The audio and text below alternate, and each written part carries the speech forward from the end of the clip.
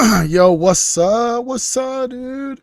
Here we are again on my own. What? What? Yeah, yeah, yeah, yeah. What's up, dudes? I'm just chilling, bro. I'm tired. Didn't sleep very well last night, but here we are. Here we are. We're just gonna let some people trickle on up in here. You know what I'm saying? We're just gonna let some people just trickle on up in here. It should have posted everywhere. Okay, because this is public over here. Okay, we did it right over on YouTube. All right, you'll see tuba tuba dooba doo boo boo. Crazy. What's up?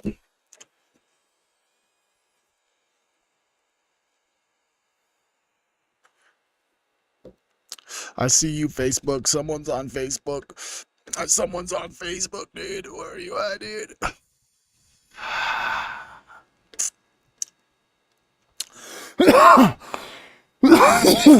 YouTube, let's go. What's up, Scotty? Evo, what's up, dude? What's goody in the hoodie, dude? How are you guys doing on this lovely motherfucking Wednesday, dude? Motherfucking Wednesday, dude. Motherfucking Wednesday. Wednesday. Wednesday. Wednesday, come and make us slaves. What's up? What's up? What's up? What's up? We're just chilling, waiting for people to trickle up in here. Here, I'll just play a little song for everybody while people just come get up in here, dude. You know what I'm saying? When you get up in here, you already know what time it is. Oh, it's Thursday. Haha, what a weird ass dude. It's freaking Thursday, duh. I even put the date on the freaking YouTube video. What a silly ass guy, bruh. What a silly ass kid. Hey, what's up, dude? What's goody, dude? What's goody, dude? What's goody, dude? Let me just get right here. Let me just do a little thing. Just a little thing. This.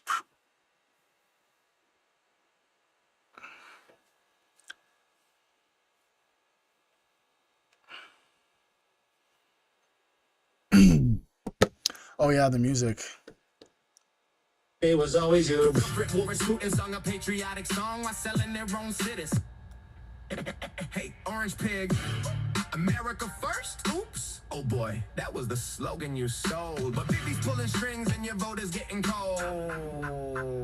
We're not just fighting for Iran, hear this clear. Your people reached out to us. Yeah, we got the DMs here. If one nation's gonna stand against the Epstein regime's fear, it's us till the last breath. We've been doing it for years. We're standing here for everyone. Your system ever wrong, they've known all along. The enemy was always you. The real Brit Warriors Putin sung a patriotic song while selling their own citizens and calling it strong. Stealing from your own people, making them bleed, taking tax dollars just to fund your own greed. Ain't waking up to the lies, the illusions of burst. You screamed America first, now you put losers first. Make Israel great again. Your government is run by pedophiles. They ordered you to die for Israel. They ordered you to die for Israel. They lied to you all. We saw everything. If the public ever saw the files, man, the planet would shake from the level of filth and the crimes in your wake. No wonder Jeff called you the worst, you degenerate snake.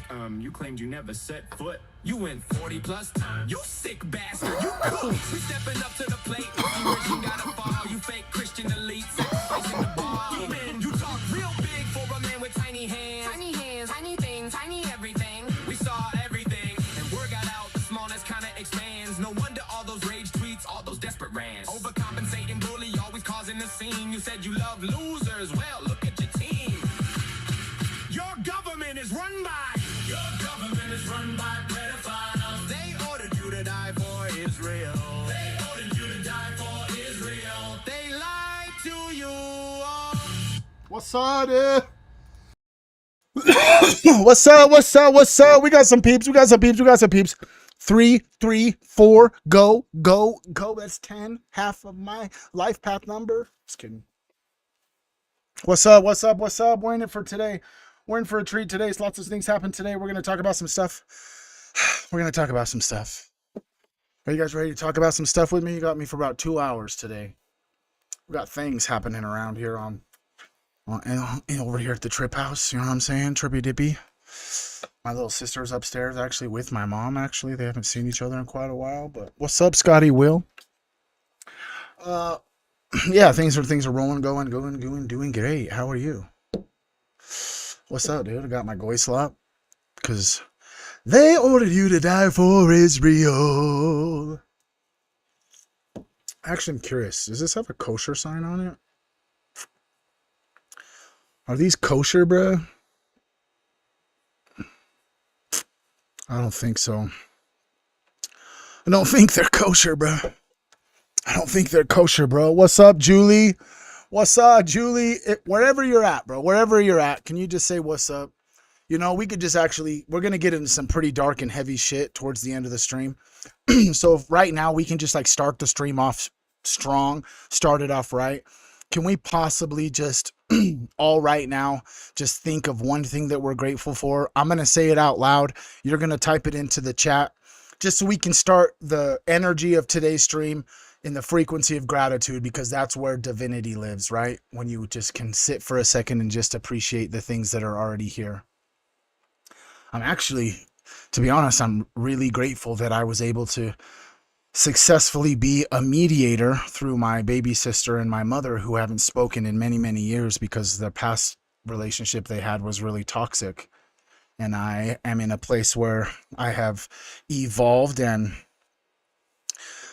went far enough through my own personal healing journey that I was able to create a neutral and loving environment for them to both enter, to then be able to try and rekindle, work things out, fill each other out. You know what I'm saying? Because my mom comes over to my house almost every day, at least to fucking lay out in my pool and shit. And it's not my pool. It's like the townhouse's community pool thing.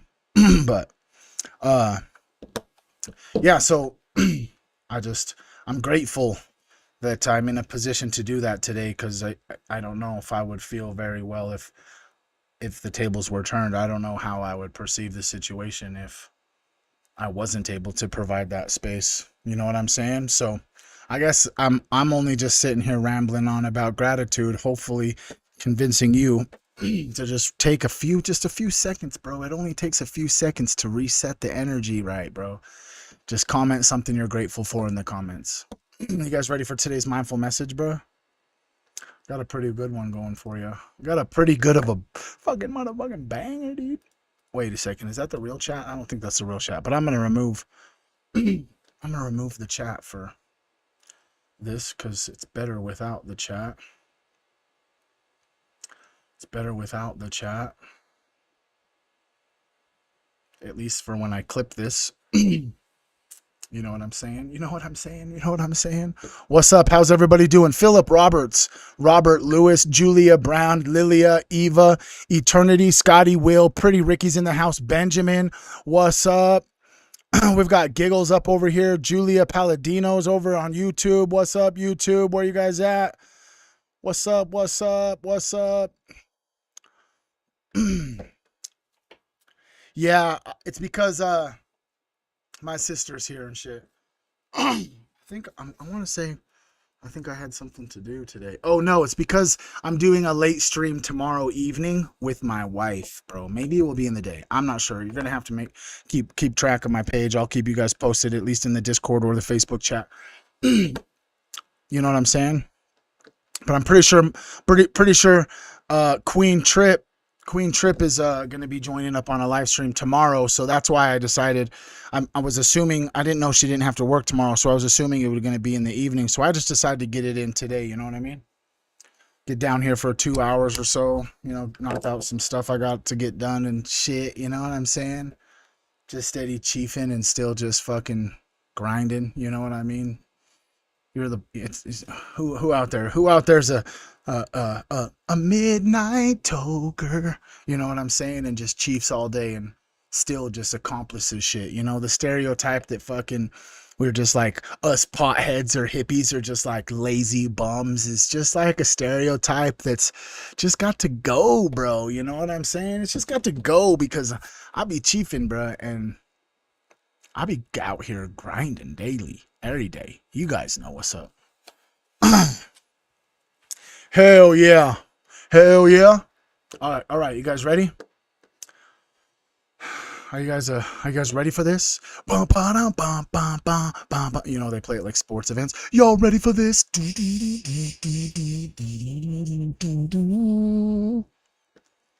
Hell yeah, we're sending hearts everywhere, bro. What's up? We love you. I love you. I just want you to know, if no one has told you today, take it from some hippie on the internet, but I'm proud of you, bro. There's so many wars and battles that you're going on that no one in your life knows about. And I just want you to know I'm proud of you that you haven't quit, bro. I'm proud of you that you've just kept going, bro. A lot of people fold, but not you, bro. And I'm proud of you for it. You got this, bro. That's what Team Human's for. Can we get some Team Humans in the chat? Let's get this mindful message going. And if you don't know what the mindful message is, and this is the first time you've ever been up on one of my streams, dude, we go down some crazy rabbit holes, bro. Like dead ass. Some of the craziest stuff, bro. So at least every single stream, I like to make sure that the beginning of the stream, so no matter how long you stick around, because sometimes I'll be streaming for 3 hours, 2 hours, 3.5 hours, 4 hours.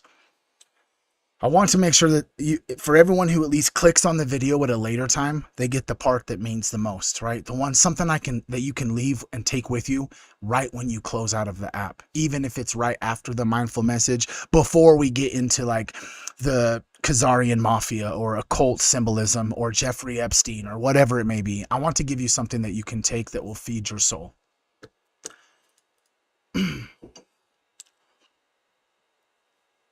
Cheers. Every single one of us is doing one of two things right now. We're either living as a character that we built to survive, or we're slowly learning how to live as an actual person again. The character version of you knows what to say, how to look, and how to be fine. They're optimizing for approval, for safety, for not rocking the boat. The person you are really underneath all of that, yeah, they're the one who shows up in rare moments when you forget to perform, when you're laughing so hard that you pee your pants, when you're honest by accident, when you're tired enough to finally tell the truth. So before we go any further, I want you to pick a side in your own mind. Are you mostly living as a character right now, or as the person? No shame either way, just honesty. Because today is not about hating the character, the mask that kept you alive in rooms that you could not handle fully yourself. Today is about noticing where the mask is still running your life and how to start inviting the real you back into the room. We're going to talk about why your body literally gets exhausted from pretending, how to tell when you've slipped into performance mode, and what it actually feels like when your soul is steering again, even for a moment.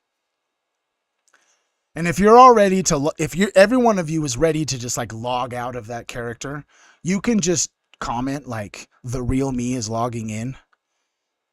So you've got a receipt for the moment that you chose who you'd rather be. Okay, so part one is, how does the character actually get built? Nobody wakes up one day and just decides, I'm going to abandon myself and become a brand. It slowly happens, bro.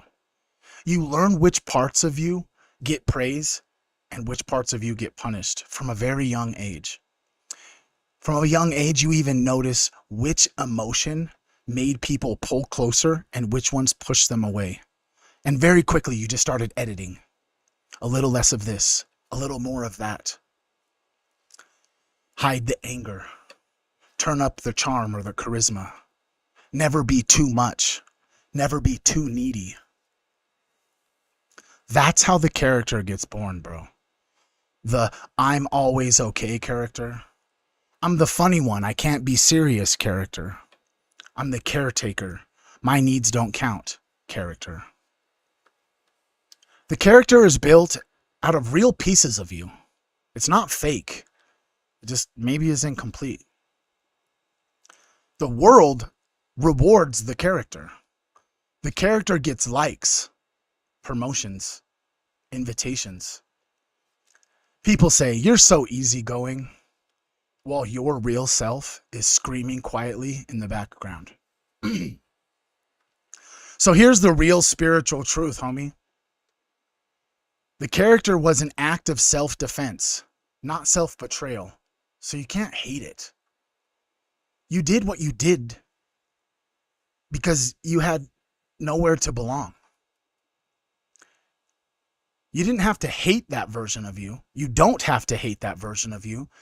You just don't have to let them drive forever, bro. Now here is how your body tells you everything that you need to know. Your nervous system knows the difference between character and person. When you're in character for too long, your body inevitably will start to have signals. The smile that never reaches your eyes. The conversation that feels like performing lines instead of like talking. The social hangout that leaves you more drained than when you arrived. You come home from being on and you're exhausted, but you didn't even lift anything. That's not social anxiety, bro. That's spiritual jet lag from flying too far away from yourself. Your body is eternal, at least in the aspect of that it has a soul. Your body keeps receipts, bro. Like your jaw gets too tight from biting your tongue. Or the knots in your stomach from saying yes when your whole entire being was screaming no. The tension in your chest from carrying a personality that weighs more than your truth. So here's the first practice, bruh. Next time you're in a conversation, ask yourself, is this my voice talking or the character?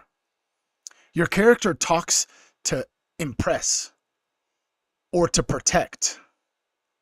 The person talks simply just to connect. Bars again today? Ooh. If you notice you're in character, you don't have to blow up your life. Just try adding like one honest sentence into the next thing that you say. That's how the person starts to slip back through the cracks. If this is hitting for just even a second, notice what your shoulders are doing. Are they dropping a little bit? Is your body starting to recognize itself? So now how do you let the real you back in? Letting the person come back in doesn't mean you burn every mask that you wear overnight. It means that you start building places where you don't need a mask. Sometimes that's a person. Sometimes that's a notebook. Sometimes that's a late night walk where you finally tell the air what you wouldn't tell anybody else. So ask yourself, honestly, bro, like, where in my life do I feel least like a character? Who am I with when I laugh the loudest and my guard is the lowest? What am I doing when I forget to look at myself from the outside? Those are the clues, dude. That's your soul leaving breadcrumbs back to itself. The spiritual work, dude, is not about becoming a brand new person.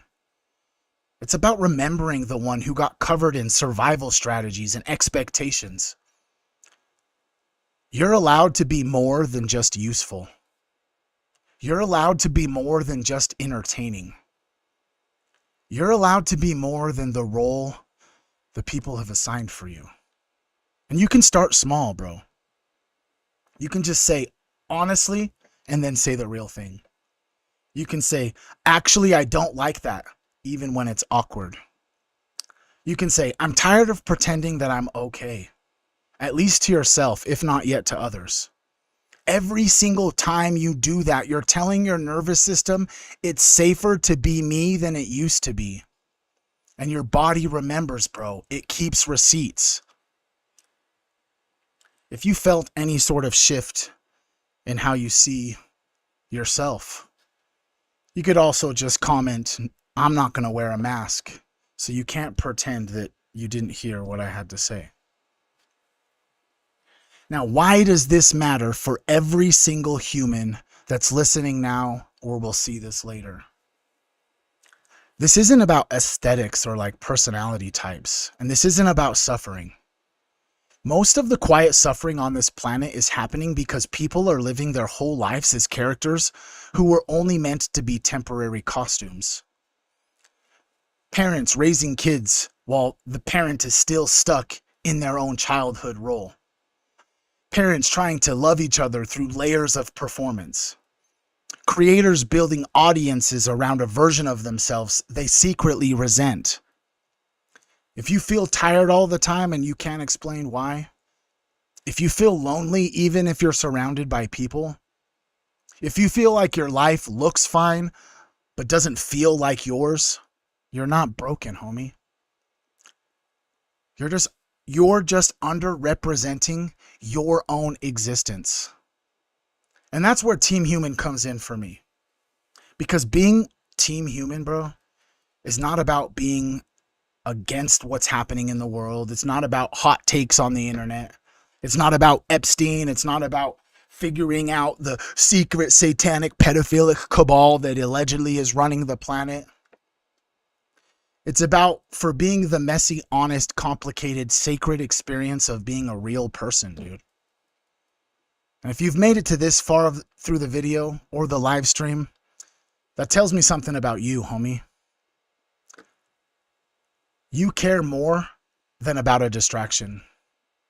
You care more than just allowing yourself to numb out. You care more about who you are when nobody is watching. That's Team Human energy, bro. Whether you've had a name for it or not. So if this felt like someone finally said out loud what your insides have been whispering to you for years, here's what I'd love for you to do with that. First, make a decision with yourself, not for me. Maybe that's I'm done performing all the time.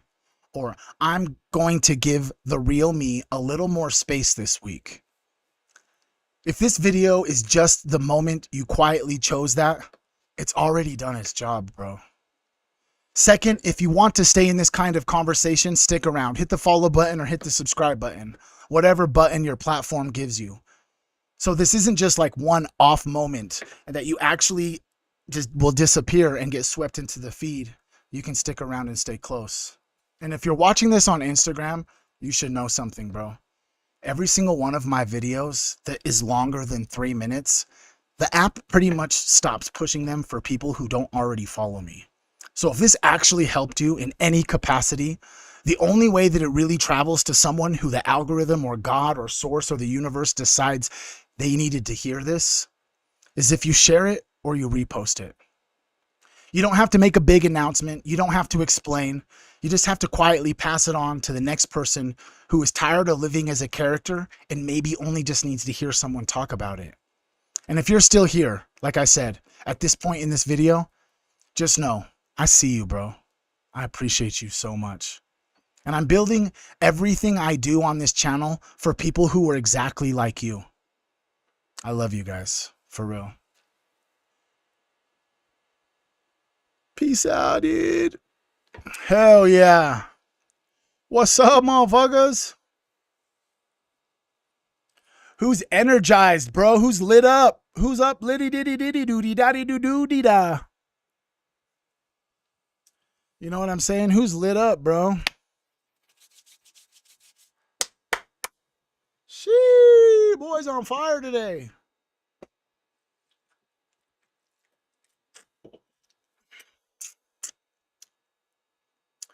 Trying to be persons, you know what I'm saying? Get back to being a person, not a character, bro. Not a character, bro. So we're going to do something new today, too. So you know how like normally in my live stream, so we'll like let people come into get on the live stream and just hang out and chit chat. What's up? How you doing? What's going on? Catch the vibe, you know what I'm saying? And then we do like the mindful message. And then normally how we've been doing it for the last little bit is like we go on the internet and just like look at things have been said. And then we like go to the part where like I bring you guys along with me to learn about stuff that I'm interested in or I'm wanting to research, right? In between, look at stuff on the internet and watch and learn something together. From now on, I'm going to interject a section specifically where we look at web, and I allow you guys to ask questions into web, and I'll put it into web, and we can find more information based off of your questions about the Epstein files, or it could be about the Bigfoot files that's in the FBI vault, or it could be in the 9/11 FIOA section. It could be in some spiritual text, religious text. But we'll just be chilling. We'll just be chilling up on web for a little bit, ask questions based off of people up in the chat. You know what I'm saying? And then we'll move on. You know what I'm saying? So right now, what we're going to do is go and check out some stuff online. Who's here today? What's up, Kyle? Rochelle? Serena? What's up, Julia? Lilia? Who's on Facebook? What's up? We got 10 people on Twitch, 4 people on YouTube, 9 people on Facebook. What's up, homie? What's goody in the hoodie? Just have to say this, you know, sharing the live, going to YouTube, hitting the live on YouTube, hitting like on YouTube, hitting the little heart buttons. If you got the heart buttons on your platform, helps so much. Helps so much. Okay, here we go, boy. First off, sorry, lots of things happened with Donald Trump yesterday. So we're going to have to listen to what he said. Basically, Trump admits that he was manipulating the stock market with fake news about Iran. I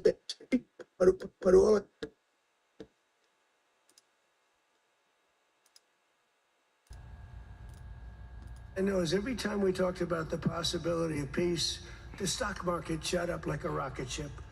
It never went down. They didn't like it. The people, you know, the stock market is more brilliant than anybody there is, including the people on the stage, other than me, of course. Let's see. I don't know. What do you think, Scott? Is the stock market more brilliant than you? No, sir. Oh, that's a terrible statement. All right. The stock market is quite brilliant. And every time we said something amazing, like we're going to settle, it would go up. And every time we said something negative, like, guess what? We're not going to be able to settle, it would go down. What a piece of shit, right? Regardless, what a piece of shit, bruh. What a piece of shit. It's like, yeah, we were making millions every time we bought or shorted stocks right before we said there was a peace deal. Yeah, we made billions. Oh, I just wanted to make a little point. Can we have a little tangent for a second? Can I get some third eyes or alien emojis in the chat? I just want to say something. I'm going to make a little video about it because I think it's quite funny. I actually seen a little video about it, and I might be taking some... Okay. We've talked a lot about, like, separating humans from the animal kingdom, right? We're going to do that again. We're going to separate humans from the animal kingdom. Because do you know what would happen if there was a chimpanzee that had 1 trillion bananas? All the other monkeys would beat the living fuck out of that monkey and take all of its bananas. We're so civilized. Let's go, humans. Because did you know that if Elon lost $1 trillion, he would still be like the 4th richest person on the planet? Just saying. It's kind of crazy. Like, it's kind of crazy, bro. There's absolutely, like, no reason why one single human should ever even be allowed to have that amount of money, because you couldn't even physically spend it. Interesting. Party? Good. Okay. There is another country in the Middle East that thinks of itself as having a very intimate knowledge of the Iranian regime. Yeah. Not just the Gulf states, that's Israel. I don't think this deal is popular in Israel right now. I don't think you're an especially popular figure in Israel today. We'll see where things are in 6 months. And one perception I think that people have after watching this war unfold is that there is a certain misalignment maybe between the kind of pragmatic American interest that you just described the president having and the more existential sense of the stakes that Israel has. And one key criticism of the Obama deal from people in the Republican Party, people in Israel, elsewhere, was always that it was focused on the nuclear program and wasn't focused on Iranian proxies, their support for terrorism around the Middle East, their support for Hezbollah and Hamas. So I'm just curious, do you think there's a misalignment between the U.S. and Israel? Do you think Israel has incentives to not want this deal to continue? And is there a vision for how you get to a point where Iranian support for Hezbollah isn't sending rockets into Israel on the regular? Okay, so before we let JD Vance finish what he's about to say, we're going to show some clips, bro, because I've seen some clips. Basically, Israel is saying, fuck America, we're going to keep doing what we're doing. We have interests of our own. That's basically what they're saying. But we're going to let him talk, and then we'll get into some other clips. Well, what I'd say here is that it's clear that large segments of the Israeli political system and population are very sensitive about this deal. But I also think they're picking up on some misinformation about the deal and running with it and sort of panicking about it. And I fundamentally believe this deal will be good for the entire region and for the world. That includes, of course, the Israelis. Now, I think it's important to say that while I do believe that this deal will be good for the entire world, fundamentally, we're worried about what's in the best interest of the American people. And to the extent that, and I think the president has shown this, where he sees misalignment between the goals of the political system in Israel and the goals of the American people, he's willing to say that we're going to pursue America's interests where there are divergences. So there are certainly going to be disagreements from time to time. I think that's normal. I will say... Okay, I'm done listening to him. I'm done. Done. Next.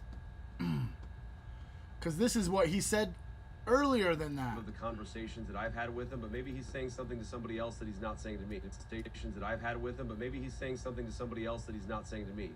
What I will say, and this does bother me, is that you've seen people within Bibi's cabinet who have come out and attacked the deal, and in some ways very personally attacked the President of the United States. And I guess my message to them would be twofold. Number one, Donald J. Trump is the only head of state in the entire world who is sympathetic to the nation of Israel. Just have to point that out. Donald Trump is the only political leader on the entire planet that is a sympathizer for Israel. Oh, so our president's the only one that just like sat back and let him fucking just kill children and shit. That makes sense, you know. Like, I wouldn't, as a political leader across in different countries that are around anywhere on the planet, actually, once another political leader starts killing children, yeah, you lost me there, bud. But it just seems as if, like, Donald Trump's the only sympathizer. And it seems as if everyone's, like, freaking out on the internet right now, bro. I don't know if you see it, but I see it. Because everyone's like, oh my gosh, did Trump take a truth serum? Is Trump really changing his mind about how he feels about Israel? Is Bibi Netanyahu really angry at Trump? Did they really scream at each other on the phone? That's for you to decide, bro. I'm just here to talk about it. This clip is too quiet to listen to. Let me just try and find a different one. Which one's next? Oh yeah, this right here. This is why everyone, like, this shit that he's saying right here, people are like tripping out about, is he changing his mind? Check this out, bro. See that when you see the agreement, but it's appropriate that we release the agreement, and we did send a copy to Israel. But right there, I just wanted to point out. He said that they sent, just like Tucker did, they sent a copy to Israel. Like, Israel wasn't even involved in any of this peace deal because Israel doesn't want peace. So Trump made the executive decision to sign this peace deal, and then they just sent a copy of it to Israel saying, hey, by the way, this peace deal says you have to leave and stop taking over land in Lebanon and stop killing Lebanese civilians. Still faking gay. You're right. by the way, they've been a good partner. Again, I think they could do better, with respect to Hezbollah. I'm not saying they shouldn't protect themselves. I'm saying when 2 drones are shot into the desert and drop harmlessly, you don't have to knock down buildings in Beirut. They could behave better. And frankly, they could do a better job. I love them as a partner. They were terrific. But they could do a much better job with Hezbollah. On that, I don't think they're doing well. And I feel very bad for Lebanon. Lebanon's been, you know, it was a great culture. It was a great, they had the professors, the doctors, the lawyers. It was an incredible culture, maybe the highest in the Middle East for years and years, centuries. And for the last 50, 60 years, they have been just trashed. They have been living in hell. The crazy thing is, in that same sentence, bro,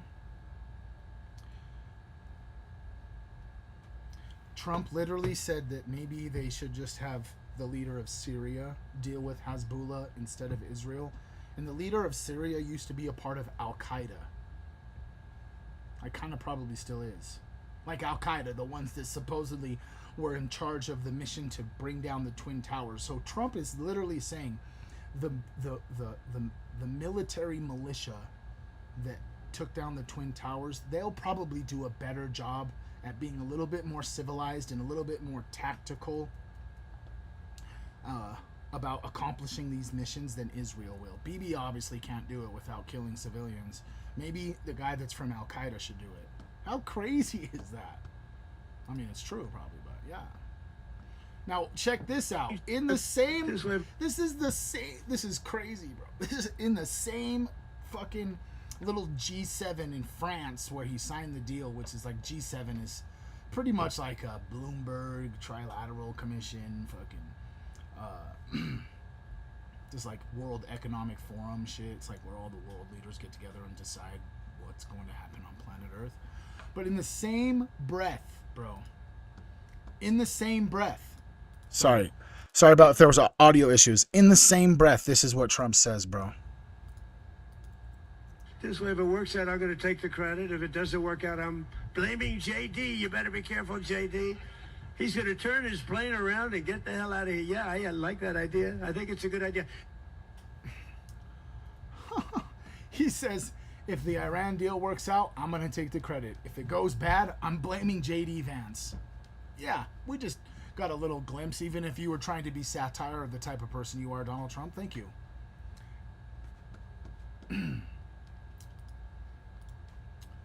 Alrighty. You guys know who Mark Levin is? I'm pretty sure this was a threat.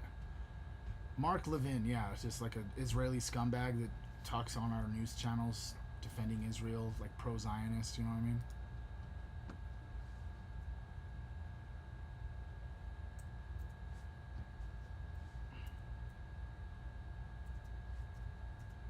Oh, the sound's off. Very powerful weapons that it has not used.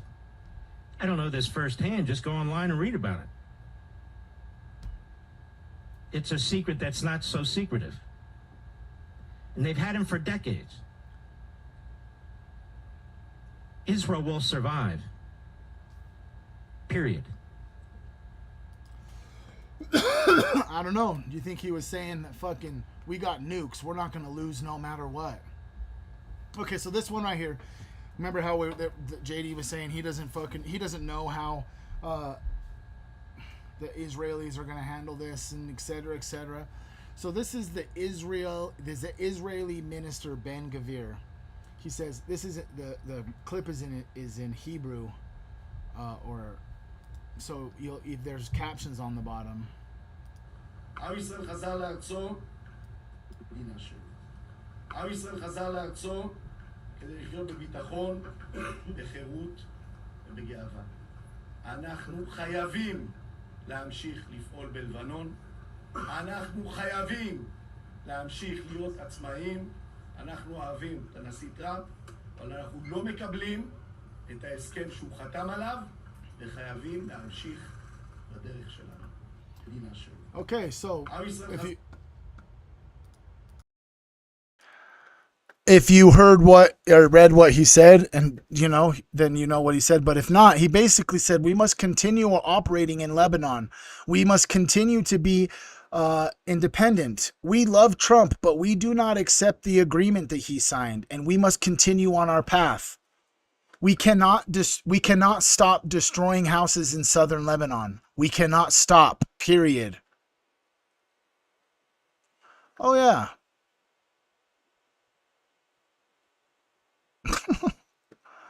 Shit's funny. Shit's funny, dude. Shit's funny. Shit's funny. All right, guys. We got two choices. Just depending on who's up in here. If you're in here, say, "What's up, motherfucker? What's up, dude? Hey, girl. Hey. What's crack-a-lacking?"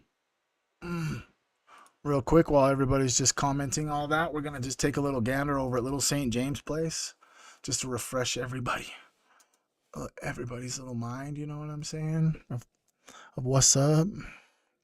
Yeah, I don't know. I heard that too. I heard that kind of too. Where is Little St. James? Come on, take me to Little St. James Place. Take me, 'cause I can show you the world. Let's look at Epstein Island. This place is mysterious, and he didn't kill himself. A whole new world. Oh, you like that? Sheba. Yeah, I know I'm a weirdo, bro. Okay, anyways. You guys want to ask it? Let's ask some questions. You guys want to ask some questions up inside web, bro? You guys got any Epstein questions? What are they, bro? I know some of you guys got Epstein questions. Let's ask Webb, dude. Let's fucking ask Webb some questions before we get back into the Khazarian Mafia. The Khazarian Mafia. Put out a name. Someone. Anyone. Put out a name. Anybody. Is there anybody you're wondering if they're connected to Epstein? Let's do it.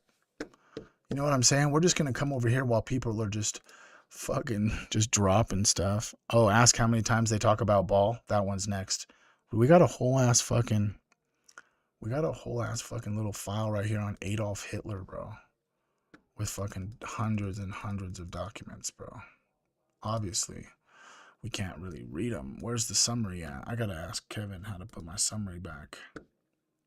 Crazy. Let's go though. Let's check it out. How many times the word ball is in the Epstein files?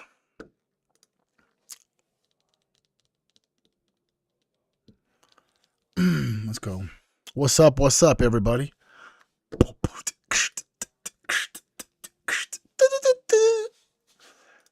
How many times does the word ball come up in the Epstein files?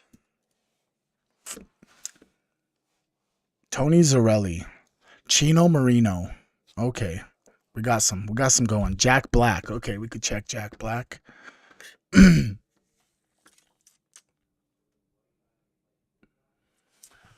I just read the first fucking Putin or Vladimir Zelensky. Okay.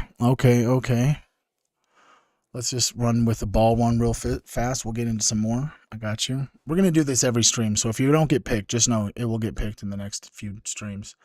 I feel like I pay for web. I need to utilize it. And there's just like some, value in, having a place where you can just come in and watch a stream and maybe get some questions answered regarding your own investigation or understanding about the Epstein thing. And I pay for it and I come up in here and use it. So I just want to use it more often. So I'm just going to basically force myself to do it. You know what I'm saying? Did I type the word ball? I meant bail.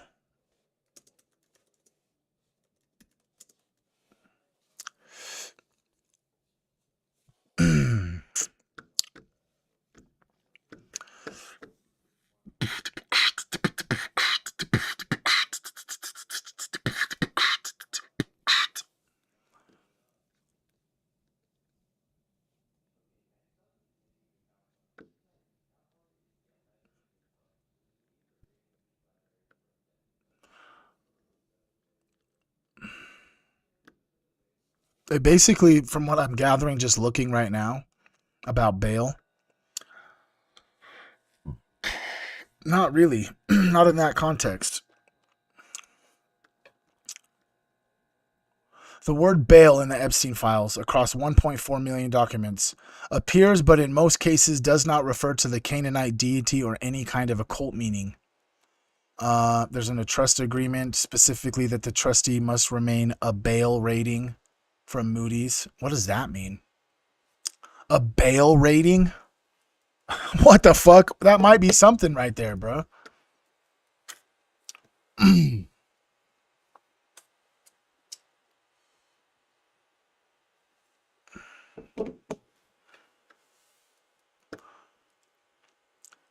In some agreements for trusts that trustee must remain a bail rating from Moody's to be an eligible institution. What the fuck?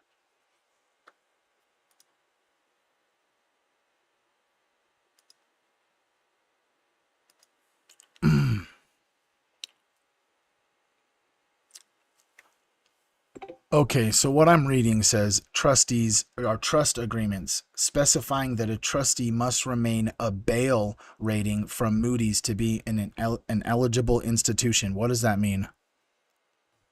Sure, let me break that down quickly. In a trust agreement, a trustee is the person or institution responsible for managing the trust's assets. Moody's gives credit ratings to institutions, and an A rating indicates strong credit worthiness. So if the trust agreement says the trustee must maintain an A rating, It doesn't say A rating, it says bail, like BAAL. I see, thanks for clarifying. A1 is a rating category from Moody's, which is part of their BAA category but slightly lower. The Moody's scale goes from AAA at the top, then AA, A, BA, B, and so on, with numbers 1, 2, or 3 to indicate relative standing within each category. A BA1 rating suggests the institution is below investment grade, meaning it's considered speculative or junk status. Weird. It's weird that it's BAA1. Does anybody else feel like that's fucking sus as shit, bruh? Seems weird, bro.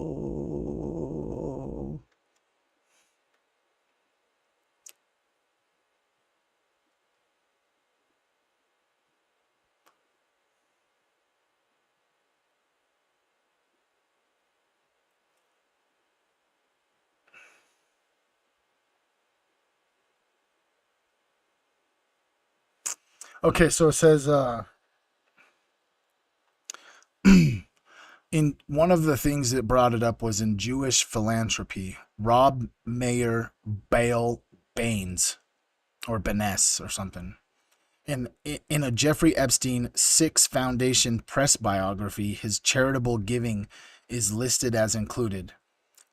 Yeshiva of Spring Valley, Chibas, Yarashalayim Reb Meir Baal Benes, United Jewish Association of New York, and Friends of Israel Defense Forces.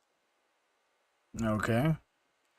Baal Baines or Baal Highness is the Yiddish term for meaning master of the miracle. They are talking about Baal. A title for a charitable figure who performs... No, that's not true. A charitable figure who performs miracles through giving. Yeah, he gives when you sacrifice children to him. Rabbi Meir Baal is a well-known Talmudic sage. Oh, like Babylonian Talmudism? Fucking crazy. This appears to be a positive listing of Jeffrey Epstein's philanthropic causes. Okay, so he was just like donating to a Jewish philanthropy thing that's based on the Talmud. Weird. One Nation of Islam document, Bail, the donkey rider, from the Nation of Islam Part 1 file, an FBI file, not an Epstein document, but in the FBI vault collection, says Bail rode the jackass until the angel of the Lord appeared. Then Bail hit the ass 3 licks, then the ass turned and said, "Why hittest thou?" And Bail became frightened and got off of the ass. Why is that in the Islam document? This is a religious parable referencing the biblical story of Baalam, misrendered as Baal, used in a Nation of Islam teaching documents dating to 1953. Weird. There was a David Bowie film called Baal in 1982. Black Academy of Arts and Letters is an acronym. The acronym is BAL. From the Roy Wilkins FBI file and the Black Academy of Arts and Letters, BAL seeking a visa for Shirley Graham Du Bois in 1970. Crazy. All right, who are we looking up? Let's see here. One of them was Jack Black. One of them was fucking Chino Marino.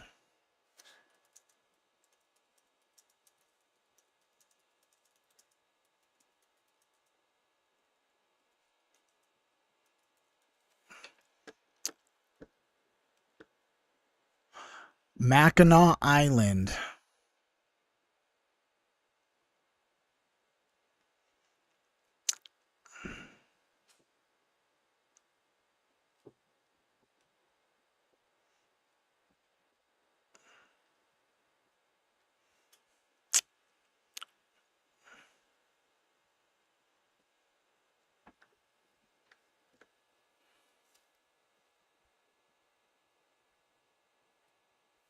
It says right here, conclusion. Chino Marino as a person does not exist in the Epstein files. What is Chino Marino? Chino is a location, city in California.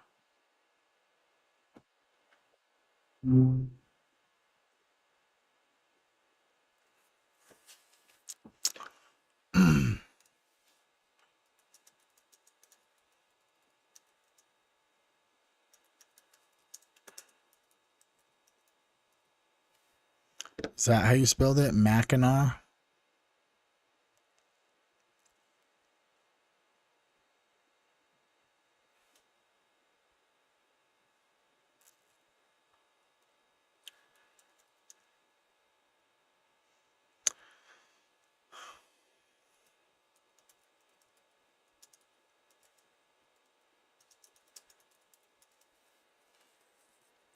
Is there any mention of Mackinac Island in the files? What is Mackinac Island, Brianna?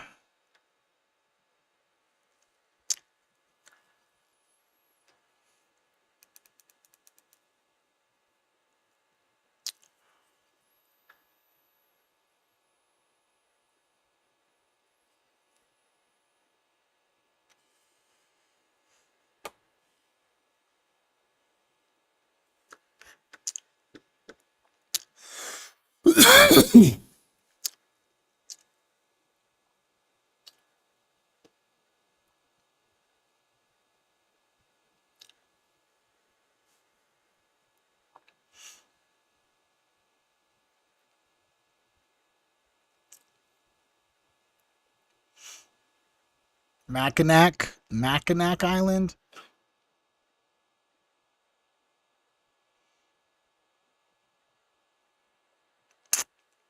Says something about the FBI investigations of the Bark Carpus criminal gang in Mackinac Island and Mackinac City appear as geographic references in maps, store records, and teleprompt or teletype about FBI agents.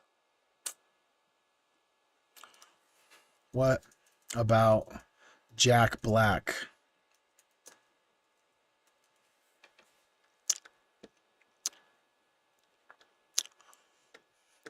Anybody else? If you want me to ask about any other person's name, we have access to all the files, bro. I wanted to show you this, guys.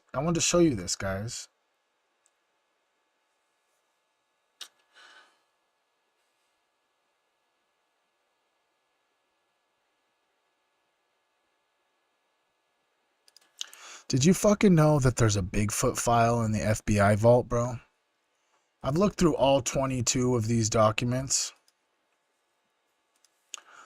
I'm gonna flash each one of them up on the screen. This right here, you're seeing right here, is actually like a little hair sample that they sent off to the FBI to be analyzed because they could not get it to come up as any animal in all of the Americas. A whole bunch of articles about Bigfoot. Them just saying like it's being sent. A lot of times the FBI said they have no idea about that it was even sent. Seems pretty insane, bro. I think Bigfoot is real. Do you think Bigfoot's real, bro? Do you think Bigfoot is real?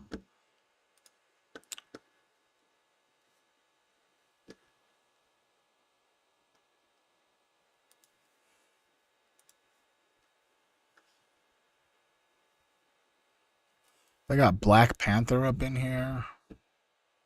Bonnie and Clyde. The Bonnie and Clyde files. Damn. The Bonnie and Clyde files. Let's see here. What else they got? Just a quick scroll. Charles Manson. They got an extensive record on that boy. See, he's a plant, bro. He was an asset. You know what I'm saying? He was an LSD MK Ultra patient, bro.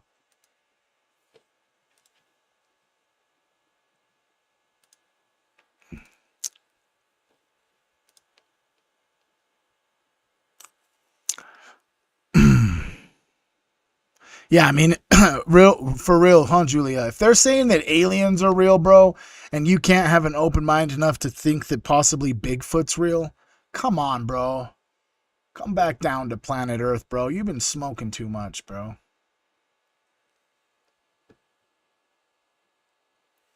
Dude, there's just so much shit inside this FBI vault, bro. So much. Elvis Presley. Bro, they got documents on Elvis Presley, bro. Are there, let's just settle this. Any documents suggesting Elvis was a pedophile? I seen some crazy ass fucking clip one time, bro.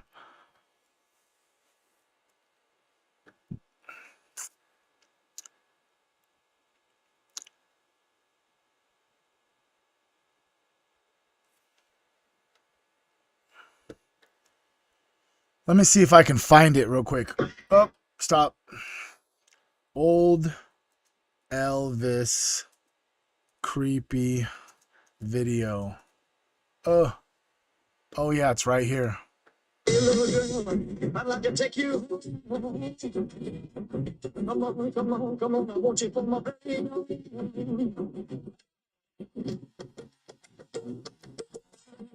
Hey little girl, hey little girl, hey little girl, I want to take you home. Weird, huh? I might even get hit for copyright for that. Dang. Hey little girl. It's fucking disgusting. I was just like on TV and everybody's just like watching it and shit. Frank Olson? Isn't that the fucking... No, that's Frank Ocean.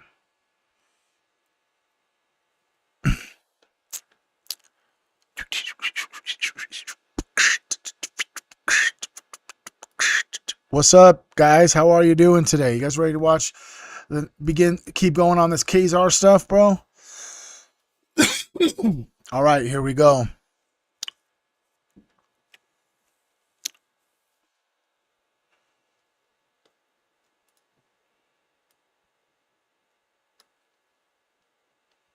We're just going to backtrack a little bit to let everybody catch up to where we at.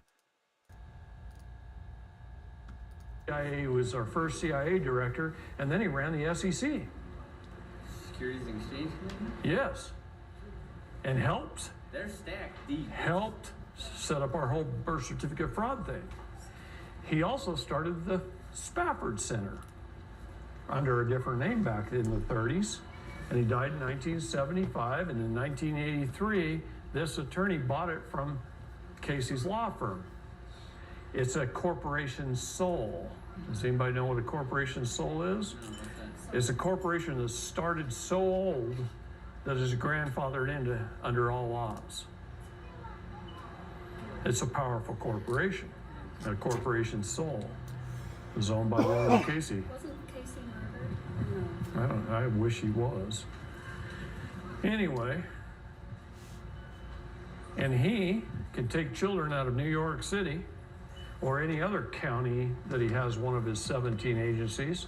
He could show up at your house with a cop, kick in your door, his CPS agents take a kid, jump you through a bunch of parental hoops, terminate your parental rights through his own judges and his own guardian ad litems and his own, and he's licensed by the state to do business.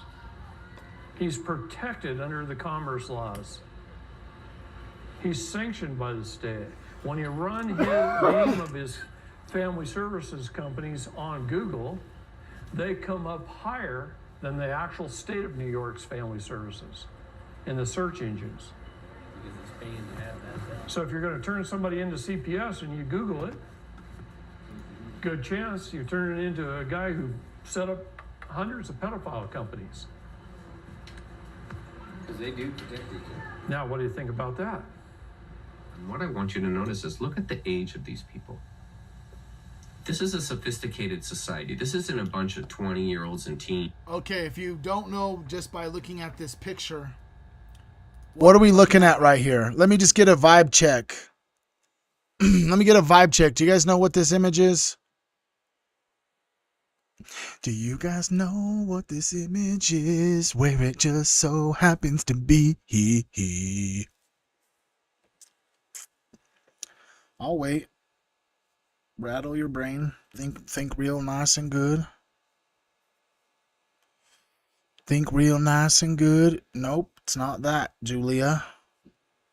It's not that. It is the Owl Place.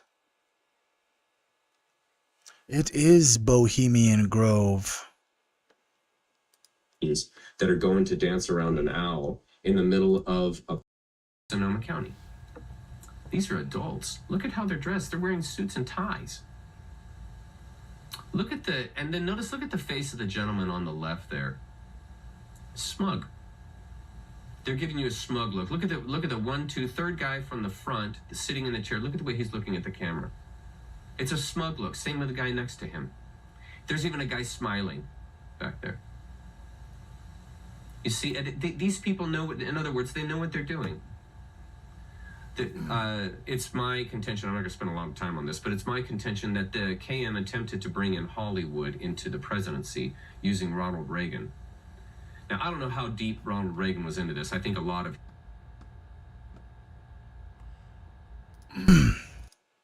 When did this happen, Brianna? Right now? When?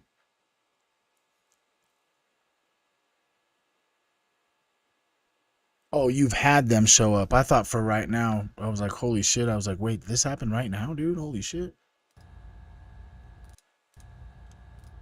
His presidency, he was just being controlled and used because nobody tells these people what to do. I mean, JFK tried to tell him and they killed him. So whatever was happening with Ronald Reagan, I think that they were using him as a figurehead. They were trying to bring in someone that was controllable, that all the public already liked, a handsome guy, and a well-speaking, a well-spoken man. He knows how to handle himself in public, and he's very good and adept at having public dialogue, and he can even play different parts. He's an actor. He's good at playing parts, and these kind of human characteristics would be very helpful to a group who's trying to deceive a public, who want a figure at the top who's controllable, that's likable, and can play the part. And by sticking Hollywood figures in there, they would be able to even more easily and more fluidly control the public. There you can see Richard Nixon. He was neck deep in the whole thing. This is 1955. And then I also threw in a couple extra pictures here. This is 1904. Look at this early picture. They don't even have the owl out yet. Okay? And then here, 20 years later, this is 1924. It says at the bottom right there. I don't know if you can read it. Okay, they're getting more organized. Then look here, looks to be in like the 50s, about 20, 30 years later. I just have to point out to you, bro, Bohemian Grove wasn't no thing, bro. It wasn't just like this little thing. Like, look at all of these fucking people, bro. These at this time, dude, it was it was literally like all of the people, bro. It was just like all the people that made decisions, bro. Hundreds of them. And then they would go sacrifice something to an owl or something. That's the legend. That's the myth, the lore. It's actually not. It's called the cremation of care. Look how many compared to this one above. The tables are chock full. More tables. I couldn't get a date on this. Maybe somebody knows. But this is the first owl they had. Look at it. And then they brought in this other one. This looks like a paper mache or, poured concrete or something. But they replaced it with this. And I just do that to show you it's developing. Look how they added a whole stage, and there's a sacrificial altar right there at the bottom of the altar. In fact, if you look at the picture that I originated this talk with, there on the bottom right, you can see the fire. And they're doing a sacrifice. That's a sacrifice. A mock sacrifice.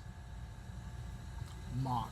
Okay, this is owl worship. This is how they hide from you. This is a high society. That's my point in doing this. This is a high organized society. They're wealthy, nobility. They're bringing in the U.S. president. Okay, these are not your everyday Joe people. These are the folks that are steering and controlling the world. And look at them. They're out there doing mock sacrifices in front of an owl. Folks, that's not coincidence. That's not silly games. This is what you need to understand. These people are not playing a game. They are dead serious. It's so outlandish that it would seem that this is just a joke. Nobody would ever believe this. That's exactly why they do it. You would never believe it. Okay.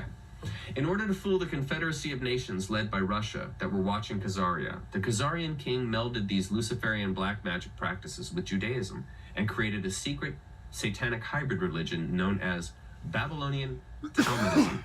This was made the national religion of Khazaria and nurtured the same evil that Khazaria was known for before. You see, this king is a deceiver, but in his nature. And he developed this religion called Babylonian Talmudism. And what is it? I looked it up. It is a highly racist Zionism. And then to summarize in some statements, it's a superior race theory. Isn't that weird? If you haven't made the connection already, what is Babylonian Talmudism? And then we're just like in and on planet Earth right now. And the very first line of what is ancient Babylonian Talmudism is ultimately, it is highly racist Zionism. Can we not just acknowledge that the people who are Zionists are highly racist to everyone who is not a Zionist or like Jewish, you know what I'm saying? They're like, they hate the goy, bro. They don't like the goy, and goy literally just means non-Jew. Right, they utilize rites of passage. They have exclusive access to God, but see, I capitalize God to say that they're claiming that that is who they are worshiping, but they're actually worshiping Satan. So that G would be small. But what they're claiming is that this is God.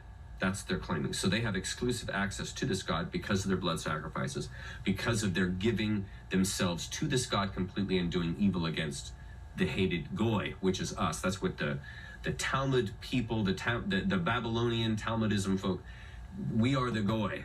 Meat.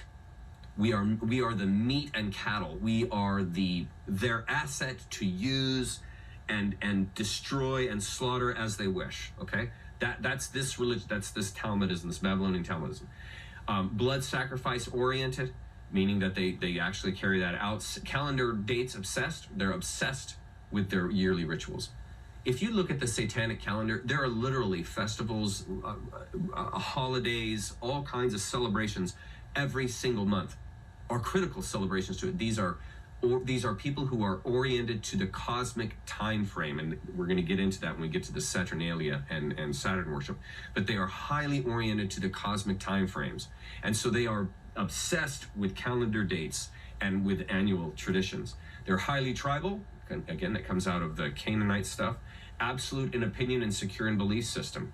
So their opinion is absolute and final. And secure in belief system, meaning everything they know is centered around their belief system. And they don't care if you believe it or not.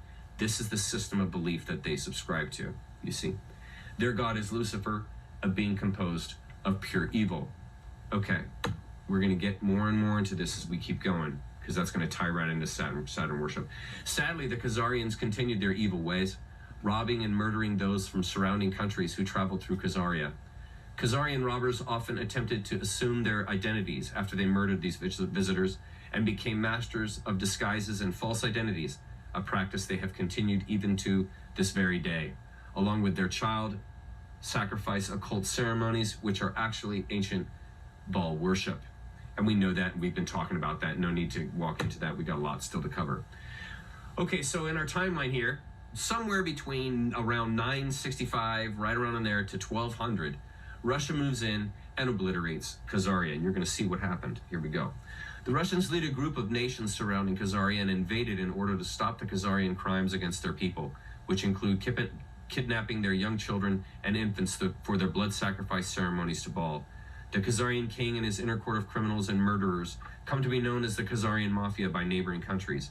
The Khazarian leaders had a well-developed spy network through which they obtained prior warning of the invasion and escaped from Khazaria to European nations in the West, taking their vast fortune with them in gold and silver. The Khazarian leaders had a well-developed spy network through which they obtained prior warning of the invasion. What's critical to know about that? This shows you that they had already infiltrated in that 800 or so years. They had already infiltrated Russia. They had already infiltrated down south into Mesopotamia. They had already infiltrated into the surrounding countries with spies and informants. This is a pernicious group, folks. They are not idiots. They have a pulse of what is going on, and that is exactly why this Khazarian king knew that the Russians were about to invade. And he hauled all his gold, all his court, all his magicians, all these people that surround him, hauled off and went to Bohemia.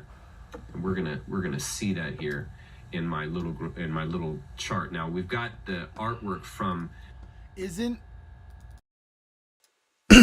Bro, let's just make this connection, bro. Can we make this connection? Okay, so based off of what he has said, my understanding of this, which I kind of already have a little bit of a base understanding, is that the Khazarians were forced to move and leave where they were at by Russia, right? And they moved all the way along. Do you understand what he's trying to say? Hold on. And then, this is what I want to get at. The place that they went to after Khazaria was called Bohemia. The place in California that's the Bohemian Grove wasn't always called the Bohemian Grove. Some rich, wealthy people bought it and then changed it to Bohemian. Weird. Just wanted to point that out. What's up? My mom's in the chat. What's up, Mom? She's up over on YouTube.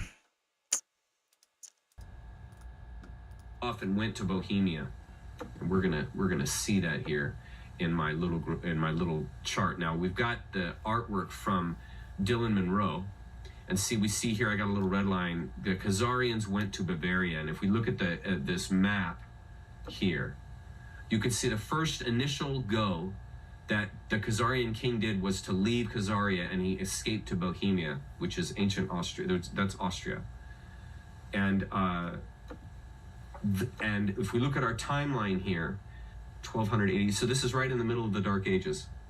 And if you look at it, it's around 1280. Well, from 1280 to 1415 AD is when they were hiding in Bohemia and organizing and honing their skills and talents with the help of Satan to figure a way to infiltrate all the West.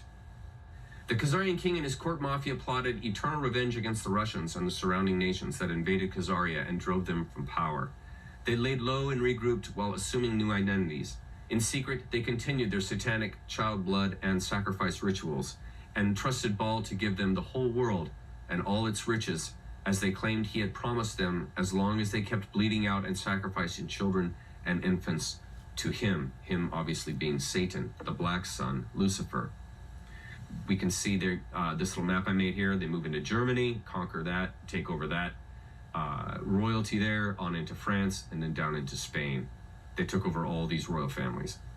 To accomplish their invasion, they hired Oliver Cromwell to murder King Charles I and make England safe for banking again. This began the English Civil Wars, which raged for nearly a decade, resulting in regicide of the royal family, that's killing off of the bloodline, and hundreds of the genuine English nobility. This is how the city of London was set up as the banking capital of Europe and launched the beginning of the British Empire. And then I write, this is why the Queen of England, King Charles, and the entire Royal English court is not blood authentic nobility. It's because the royalty in these nation states was infiltrated by the KM, literally. They took their leadership and they bred with the royalty, and they killed off the men, and then replaced those men with their people and their kids. Do you see? They completely took over. This is Oliver Cromwell on the left, 1599 to 1658, and King Charles I on the right, 1600 to 1649. They were contemporaries, obviously. And yes, indeed, Cromwell imprisoned Charles in 1646 for treason. It was because I read into it, won't get into it, but basically King Charles wouldn't abide by the demands of Cromwell, and so they killed him. Charles would not repent nor seek resolution for peace, so Cromwell had his head lopped off in 1649. The end. And they even had in the newspaper, they show the blood squirting out of his head as everybody's standing around watching it. And King Charles was no more. The KM decides to infiltrate and hijack all world banking using Babylonian black magic, also known as Babylonian money magic, or the secret art of making money from nothing, using the power of pernicious usury, which is illegal taxes, to accumulate interest. The KM used their vast fortune to enter into a new system of banking based on secret Babylonian black magic, money magic, that they claim to have learned from the evil spirits of Baal in return for their many child sacrifices to him. The reason why magic has a K on it, that's from Anton LaVey. That is to basically show high magic, magic that is above just the normal everyday black magic that people are practicing. This is the magic that the Luciferian practices. This is the magic. Can we just take a quick tangent? I just got to do this real quick. Quick tangent for everybody who's here.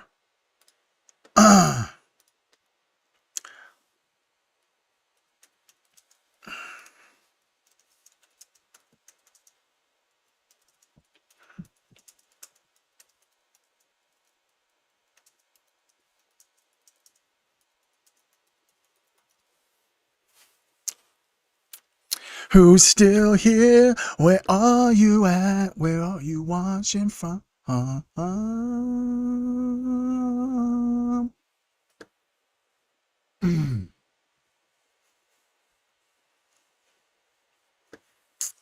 Where you at? Where you at? Check this out. Weird stuff, bro. You guys know who this person is? Zena LaVey. You know Zena LaVey? Anton LaVey. Let's just go right here. Pull up. So, okay. So I'll tell you who they are, and then we're going to do the little thought experiment, okay? Anton LaVey is the founder of the Church of Satan. Yeah. They've got, supposedly it's pulling up images, but I don't see it.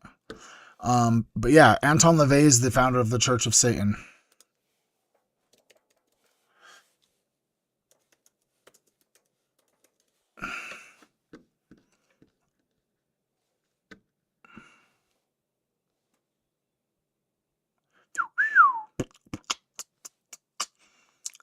No, not images though. Stupid. Okay, here, look. This is Anton LaVey.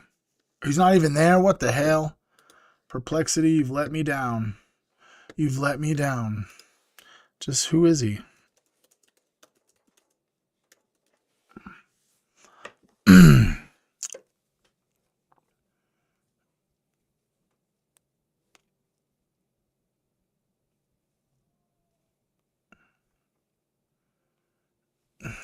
Right there.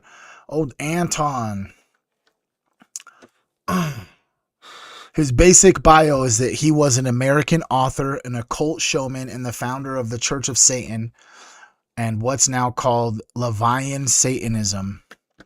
Born Howard Stanton LeVay on April 11th, 1930 in Chicago, he later restyled his name into Anton Sandor LeVay. He died on October 29th, 1997 in San Francisco. He worked in circuses, carnivals, and as a musician and photographer before stepping fully into the occult counter role he's known for. In 1966, he founded the Church of Satan in San Francisco and declared it year one of the Satanic era. His best-known book, The Satanic Bible, lays out a non-theistic, ritual-heavy, highly individualistic philosophy that centers on indulgence, self-interest, and symbolic use of Satan rather than literal devil worship. The Church of Satan presented itself as a carnal, human-centered religion that rejects belief in a soul and external gods, treating Satan as a symbol of pride, liberty, and individualism.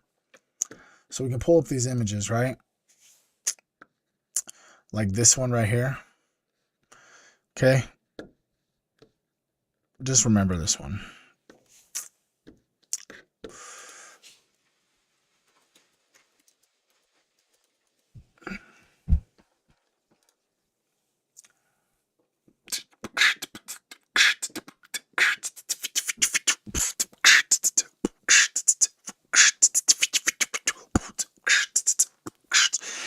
Anton LaVey had a daughter.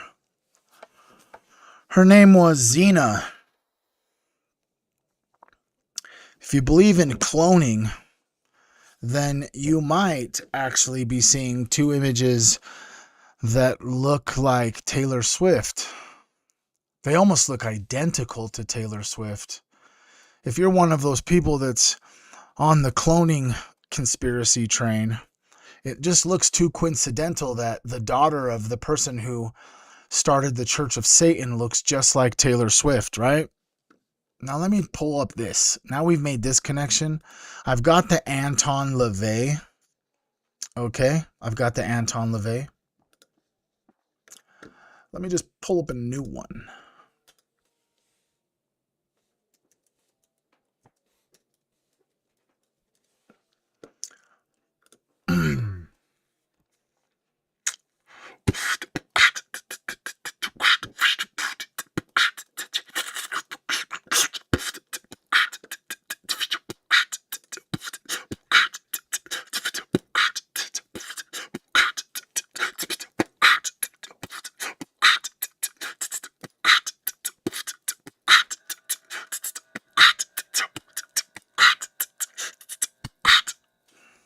Just saying.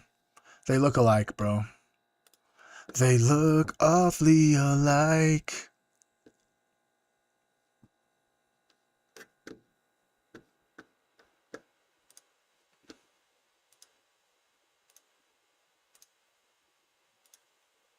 Do you guys see it? Andrew Tate, Anton LaVey. I'm just saying. If you're on the cloning train, you just never know.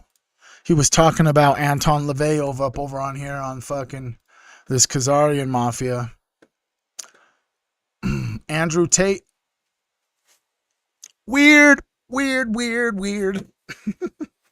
I've just planted a seed you might not be able to get rid of.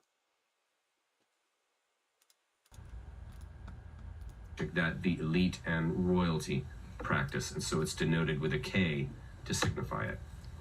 This Babylonian money magic involved the substitution of paper credit certificates for gold and silver deposits, which allowed travelers to travel with their money in a form that offered easy replacement should they lose the certificates or have them stolen. I just want to point out, right, just this one thing. If you've ever listened to Andrew Tate speak at all, he talks a lot about how like he's a trillionaire, but he just doesn't have any of his assets or money stuff like in his name.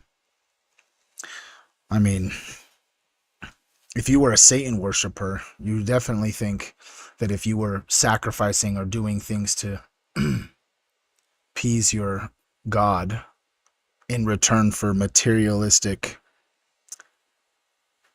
riches, you would just never have to worry about money, right? If you were like the leader of the Church of Satan and you cloned yourself.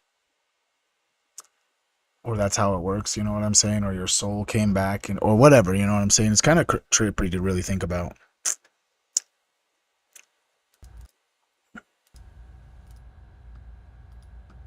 Interesting how the very problem that was started by the Khazarians, who also had a solution She says, being born a biological dude. provided by them. That's a Hegelian dialectic.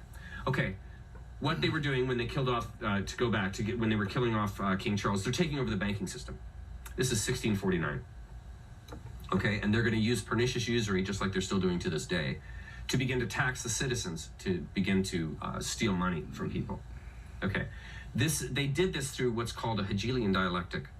Okay, and this is basically it's a straw man.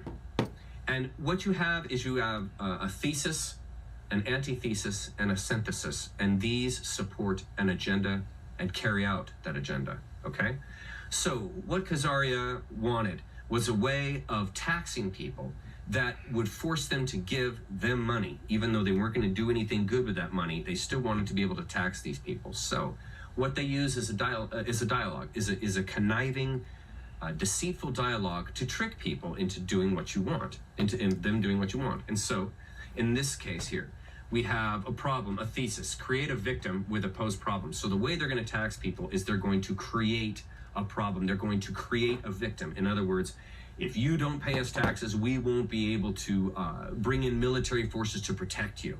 And you will be exposed. And if you are exposed, they could come and take you, rape you, and there would be nothing, no one would be able to save you. Okay, so you put fear into people like that. And so you get people to do what you want by filling them with fear. Okay, and so then the same group that creates the problem, they also create the solution. And so they say, the solution is, for you're not dying in war, is give us money. You give us money, we'll be able to get all the munitions, and we'll be able to hire all the people and the soldiers to go out and protect you. So all you have to do... I just wanted to make a connection. While he was talking, right? He was like taking the victim stance and like, give us money and weapons. There's a country out there that just is doing that a lot, and they have been to America for a while. It's like, oh, the Holocaust, oh. And now it's like, October 7, oh. Give us money and weapons so we can protect ourselves. I'm just making a point, bro. To resolve your fear of being killed in war is give us money. WMDs. Do you remember when they talked about WMDs? And they said, hey, if we don't go in and destroy Saddam Hussein, he's going to use weapons of mass destruction in New York, in Chicago, in San Francisco. And he's going to use these biological chemical weapons, and he's going to destroy us. And so... Wait a second. Funny thing is he just brought up that they said that Afghanistan and Iraq had weapons of mass destruction. Do you actually know who gave America that information, which turned out to be completely false? It was Israel. We've got to go in there and completely obliterate this entire society of people because these people want to kill you. It's the same narrative. And so then what happens? Everybody pays off the taxes. They sign off their rights with the Patriot Act, and people willingly, that's the magic, they willingly turn over their rights. They willingly pay money.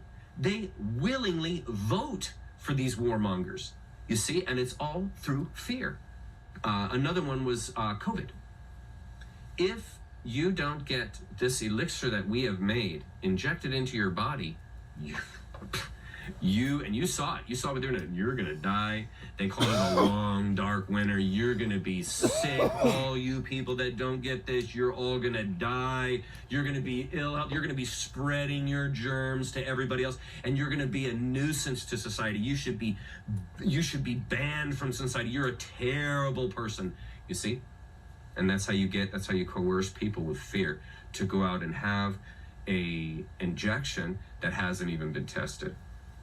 They'll just willingly do it. See, that's the black magic. You get people to willingly turn themselves over. There were actually people that were celebrating.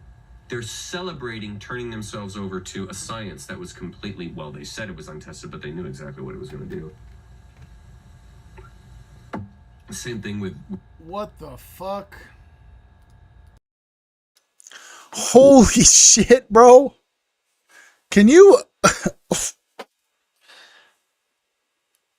Bro. Imagine, bro. Imagine being such a fucking NPC, bro, that you literally got a COVID vaccine tattoo.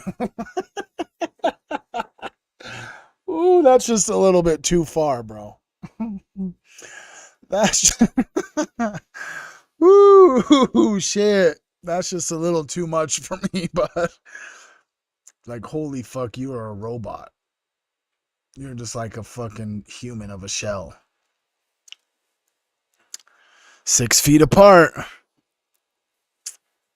But bro, homie just showed, bro. Homie just showed exactly what it was going to do. Look at those.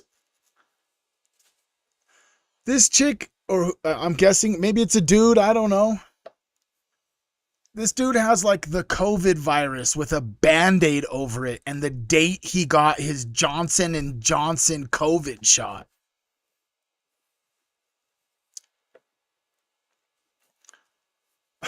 What the fuck, dude?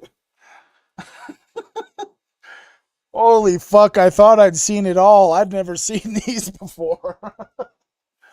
Ooh, that shit was funny as shit to me, bro. Look at this all like, it's like COVID-19 on my shoulder. Ooh, shit, I'm dying over here, bro. Like, for real, imagine how fucking gay you look to your friends, bro. They're like, dude, check it out, bro. I got a fucking COVID tattoo, bro. And he's like, that's fucking gay. Like, what the fuck?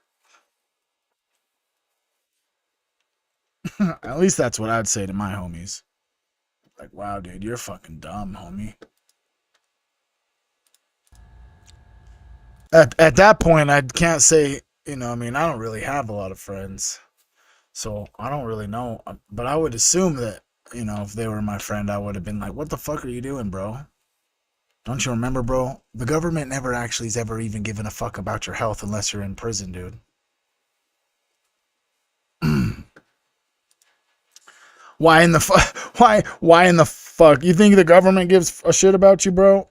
Then why was Krispy Kreme Donuts giving out free donuts with a freaking vaccine voucher? Big O tires, get a free tire, fucking whatever, I can't say Big O for specifically. Don't quote me on that one. But you know what I'm saying? They were like places giving away free food if you had the COVID, if you could prove you had the COVID vaccine. That got kind of crazy. Dude, can you not agree? I mean, that's kind of trippy, bro. Whenever has any company ever been willing to give you something for free, really, ever? Unless they'll give you something free for a minute if you give them your data. You know what I'm saying? So that they can resell it over and over again. So whatever it is they gave you for free radically, exponentially just starts to become pennies to them after they've sold your data 40 times. You know what I'm saying? Just pulling it out. You know what I'm saying? Free donuts, yeah. Same thing with vaccines long before COVID. Remember the food pyramid? That was another one. Remember how they told you, your baseline food that everybody needs to be eating tons and tons of is grain. Tons and tons of grain. And what happened? That built a gluten intolerant society. Blew out the enzymatic structure with the poisons that they were putting on all the wheat, the glyphosate and whatever other chemicals that they use. And then that goes in and destroys the enzymatic system, the probiotics and all that in people's gut. And then they develop these other I love you too. problems with their gut that they have no idea is coming from the food that they're eating. And they just think, oh, tough luck, I'm gluten intolerant. This is not by accident. That's what you need to understand. They're doing this maliciously, intentionally. You are being intentionally deceived. This isn't a mistake or coincidence. This is intentional. That's what you have to understand about this group. I think one of the biggest ones is the man-made climate change. They've got everyone convinced that just breathing, you are destroying the planet. You are just being alive. You are a threat to the planet. It's the same as the sin con from the church. Just being born, you are sin. Just coming out of sin, you are now sinful, and you are a bane to society unless you believe in this religion. And it's the same thing. This climate change, you are a bane to society unless you pay us taxes, unless you pay us money. You shouldn't even be alive. This puts fear into people. This puts self-hate into people. This undermines people's development. Do you see how psychologically that harms a person when they think, just my being alive, just from being born and just breathing, I'm terrible. Who can resonate with that, bro? Can anyone like really resonate with that? Let me just ask. Some of us come from religious backgrounds, some of us don't. You know what I mean? But like, who can resonate with the fact that like from birth or when you were young, and like he said, even now with like the climate change stuff, they're literally telling us that they have to get rid of the cows, bro, because the cows fart too much methane into the air. It's interesting. It's interesting. All of this stuff is just like making connections. I hope you guys can agree. I'll be live for, probably roughly about 35 more minutes, because we got to get through this, bro. We got an hour and a half left to this one, bro. Yeah, give you social security numbers right when you're born so they can track you. I heard one crazy thing, okay? You ready for this hot take? Can we have a hot take real fast? Hot take. Drop some hot emotes in the chat if you're here. Come on, we got 11-3 on YouTube, which are probably just people that are watching on Twitch and Facebook watching on YouTube as well. Here's the hot take, bro. What if the first W-4 form that you submit to the IRS when you get your very first job, which is basically your tax form in your very first job, what if it isn't clarifying that you have a job? What if it is your willing application to become a client of the IRS? Like, what happens if a 16-year-old kid finds a job and because he's not adult, he doesn't have to really file taxes, you know what I'm saying? So like, what if the kid fucking just never fills out the IRS thing? You know what I mean? He never fills out a W-4. Is the W-4 a fucking willing application to the IRS, asking them like, hey, will you monitor my finances?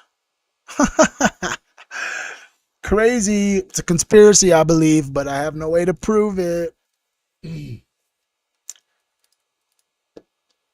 And this is how a person is sidetracked, and they don't realize that they have been caught up in a Hegelian dialectic, a straw man, and they've bought the straw man, be it climate change, sin, COVID, WMDs, it doesn't matter.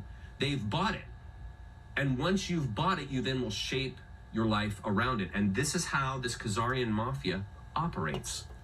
This is black magic. Black magic is an abracadabra. Black magic is controlling millions of people with a simple disease. That's black magic. Black magic is getting hundreds of millions of people to gladly give you their money and encourage you to go to war and sign away their rights. That's black magic. People have been conned with the idea that it's this hocus pocus thing. It's not. It's mind control. It's psychology. It's the psychology of fear, which destroys and corrodes your mind. Who? Oh my gosh. Gosh dang it, Chuck. You just be dropping bangers today. Who else with me, bro? Because I resonate with that so much, bro. It's obvious to me, and I hope that if you don't see it this way, you can get to see it this way, because once you see it this way, nothing about the world changes, but you're going to look at the way you look at yourself a little bit differently, is that they control you with fear. Control by fear. When you're scared, so think about it this way: you work a 9 to 5, you barely have any money, and you're like working paycheck to paycheck to paycheck, and so you're always worried about the next day, the next week. You're just like in this rat race survival mode, because you're never really getting ahead. You're just like barely surviving. That does something to your nervous system. Now, if a person that does that gets terrified versus someone who doesn't and isn't always in survival mode and gets scared, which one do you think is going to be have a higher ability to manipulate? The one that's always in survival mode and then gets terrified. Why do you think that the economy has continued to get more and more and more and more and more expensive, but they're not paying anyone else? Is because they're wanting to control the whole thing. They want everyone. If they want to control everyone, they definitely had to get rid of the middle class and make it so it's either elite or poor.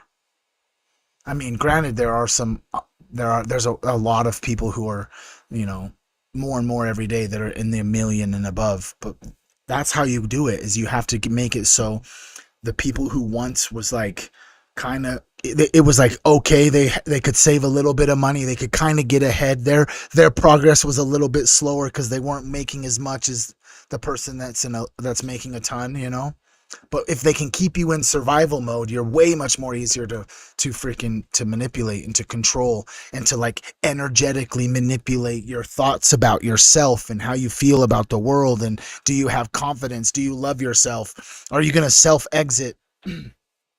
Do you have a support system? Does your family still talk to you? How about your mom and dad? Are you in a relationship? Are you gay? Are you straight?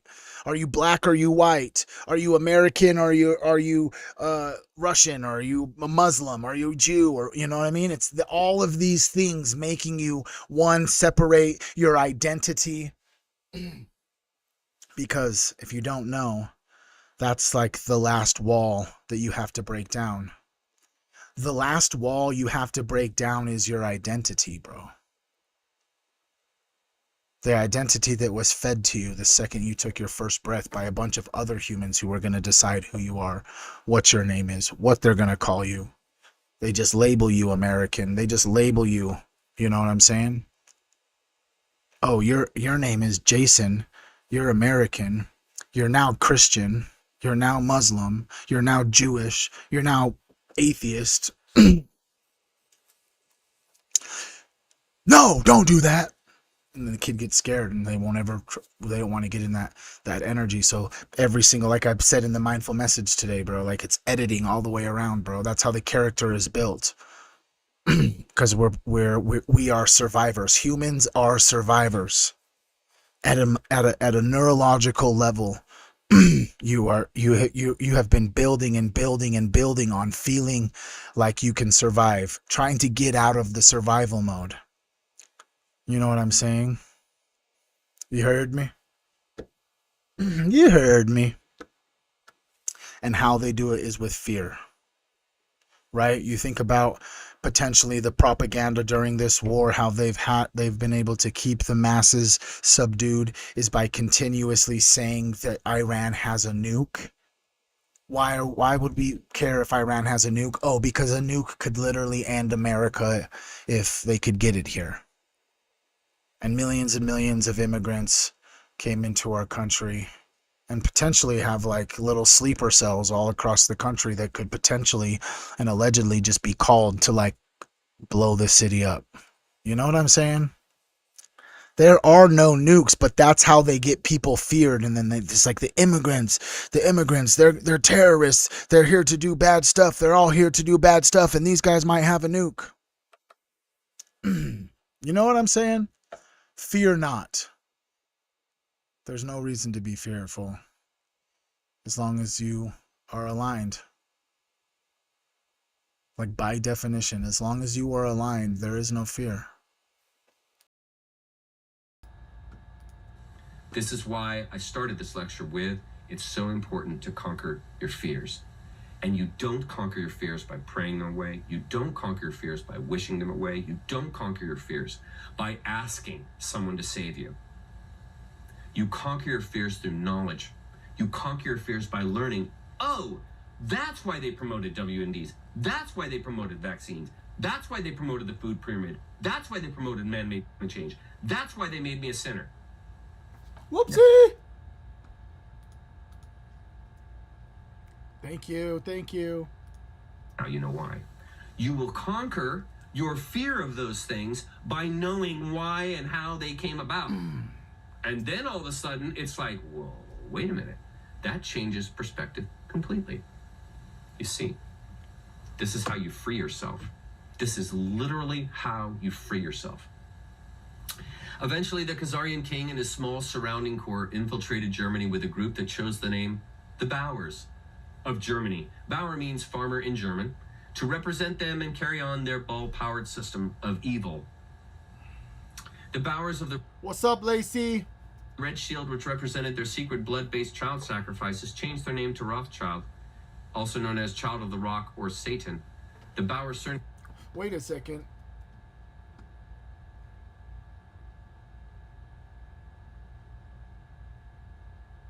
They changed their name to Rothschild.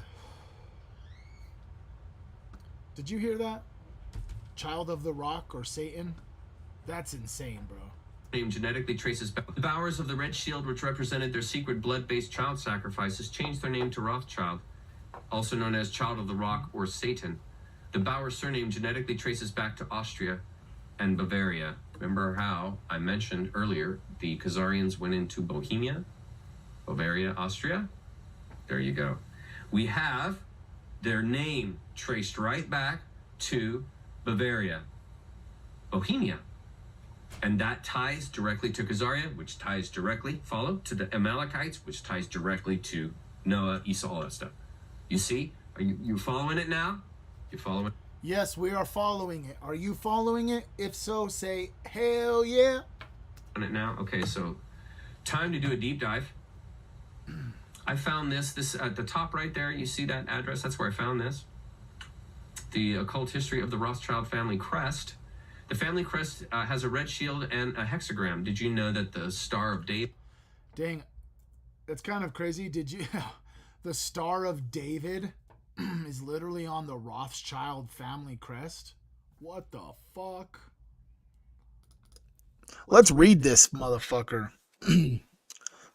Surnames weren't used by most Jews of that time. Instead, they used a symbol for their name, their family identities. Interestingly, when the early Rothschilds finally decided on a surname, they chose Bauer, which means farmer in German. The Bauer name still lives on today. However, many of them, Meyer Aschmill Bauer, changed his branch of the family match to the Rothschild family crest, the red shield. Was well-off coin trader in Frankfurt. A red hexagram was hung in front of the family house. This offers us a view into the Rothschilds' occultist tendencies. The hexagram was also known as the Seal of Solomon, the Magen David, or the Star of David. It was a symbol of Moloch and Ashereth and was used in the ancient mystery religions. Saturn, which has been known to represent Satan, was also represented by the hexagram. Crazy!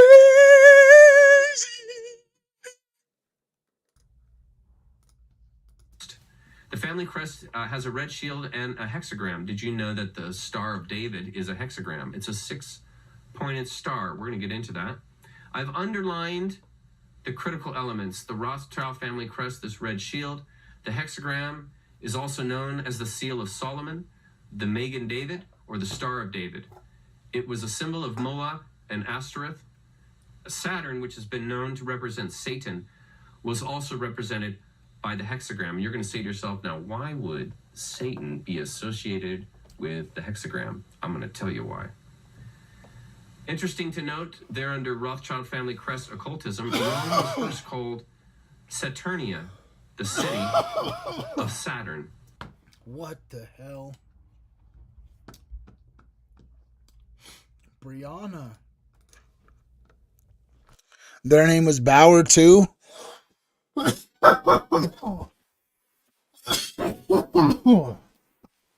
She. Dang, that's crazy, bro. That's literally insane, bro.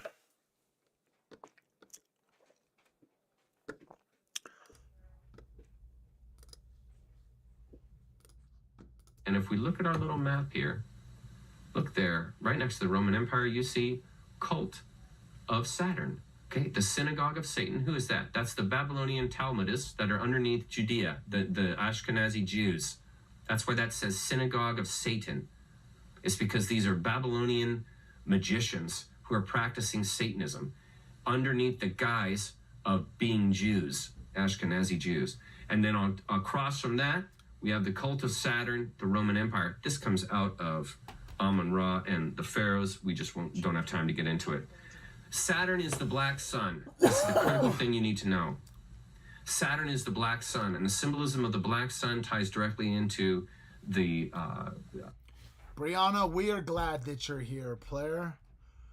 We love you. Thank you for even just showing up and going at it every single day. You are a survivor, and if nobody's told you today, I'm hella proud of you. The hexagram and the rings of Saturn and the worship of the black sun. Now, this all ties back to a god named Kronos, whose mother was Gaia and father was Uranus, the sky. Kronos castrated his father and killed him to take his throne. So he became the god of the cosmos, time and death. Now, you see in these photos of Kronos, before we get into this other stuff, notice how he's with a sickle. See, he's a sickle. He's the bringer. Crazy, huh, Julia? Of death. Harvest time. He's the god of the cosmos, okay? Because he killed his father Uranus, the god of the sky, and so he took over the cosmos. This is all Greek mythology, and it's important that you know this because it ties directly into Saturnalia. Do you notice something about this god? Do you notice he always has a small child with him? Yeah, it's either to represent pedophilia or it's a homunculus. We take a look at the next set of pictures. This is also Kronos. He ate his sons because he was afraid that they would kill him like he killed his own father. And so he killed and ate his kids so they could never take his throne. He's a cannibalist. You're going to see some incredible ties here. Kronos' birthday was the winter solstice because the sun is born every year. Now we're starting to get into the tough stuff. So Kronos' birthday was Christmas. Why was it Christmas or the winter solstice? Why was it the winter solstice? Because this is when the sun is rebirthed. This is when the sun is born. The sun is born on the winter solstice. Does that sound anything like a religion that you know of? That the sun is born on the winter solstice at Christmas time, at the celebration of the rising of the sun. Do you see the trickery that's happening here? Do you see the mind or the word play that's happening here that plays with your mind? That's all intentional. Cronus, also known as Saturn, is also known as Saturn. Now, why is Cronus also known as Saturn? Rings. The rings of time. Okay? What does time do? Time devours all things. This reminds me of the riddle that Gollum presented to Bilbo when he was down in the tunnels and depths with Gollum. And Gollum said, "This thing devours all things. birds, beasts, flowers, trees, gnaws iron, bites steel, turns hard stone to meal, slays the king, ruins the town, and beats the high mountain down? And the answer is time. Time devours all things. This God represents the devouring of life. Who devours all of life? Lucifer, the black sun. And so Saturn was known as the black sun, which is time, which devours all things. Saturn Cronus was given a day of worship called Saturn's Day or Saturday. What the fuck? Folks, to this day, we still have a Saturday. Guess what happened on Saturday in ancient times? That was Saturn's Day. That's when everybody worshipped Kronos. Who's Kronos? Kronos is Lucifer, the black sun. And then that's crazy to think about, right? It's Saturn's Day, and then the Christians' Sabbath is the next day, right? Which is, wait, what religion's Sabbath is on Saturday?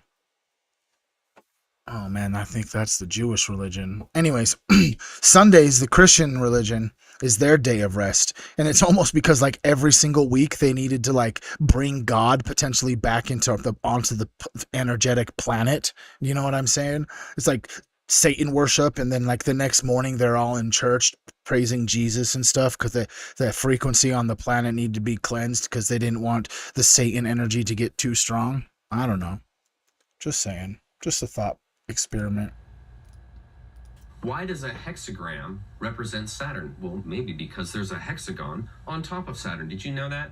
And how do you think these ancient people knew that there was a hexagram on top of Saturn? Did you know that this star here, this hexagram, there are 6 points, 6 triangles, and 6 sides? That's 666. That's the number of the beast. That's Satan. Did you realize this? That's what this symbology means.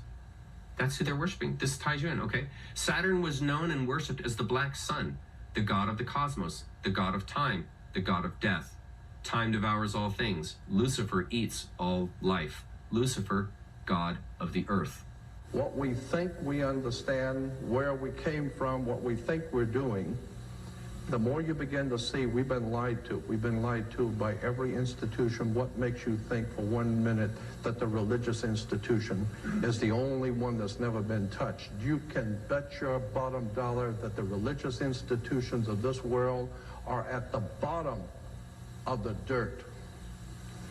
The religious institutions in this world are put there by the same people who gave you your government, your corrupt education. The Knights Templars who set up your international banking cartels in the 12th, 13th, and 14th century are the same people that gave you educational institutions, colleges. Where do we get the word college? College comes from the collegia, the Latin Roman college of cardinals.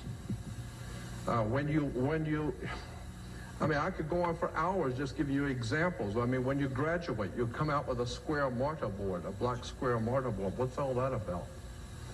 Black square mortarboards. It has to do with the planet Saturn. Saturn, you know, we're told that in the Old Testament that the Hebrew people, the Jewish people, were worshipers of one God. That's never been true. Not true now, and never will be true. That's just one more story that's been given to us. That's never been true. The Hebrew people were worshipers of many gods, many different divine beings. They were the most eclectic theology on the face of the earth.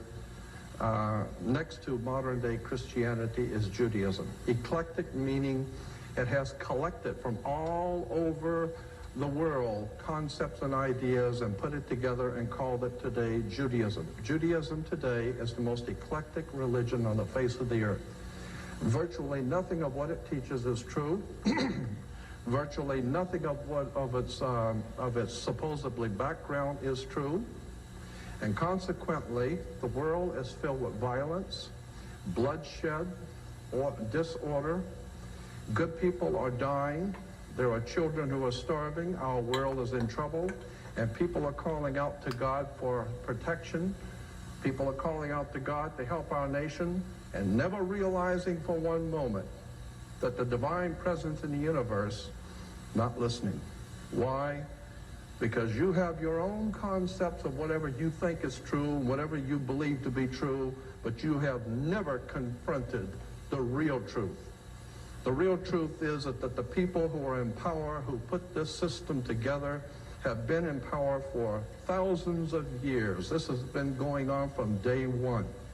All of the things which are going on in this world today, from 9/11, all of the wars in the Middle East, all of the incredible bloodshed that's being spilled all over the earth, can be traced back to, and you might want to remember what I'm saying here, because I'm sure you're not going to make the connection when I first tell you, but I'm going to try to explain it to you.